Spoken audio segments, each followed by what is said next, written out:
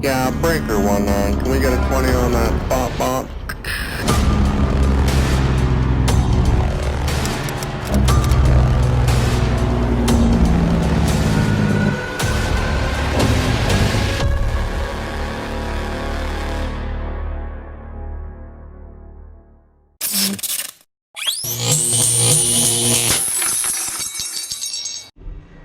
Good afternoon.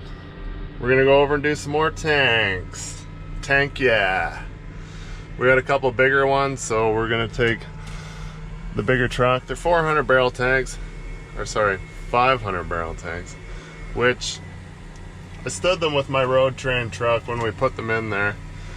Pulling them over is a little more tricky with the Texas bed, so I'm just like, you know what, we'll just take the big truck since it's just around the corner over here. So we'll go down, we'll knock them all down with the big truck, and then we'll start hawking loads with the small truck.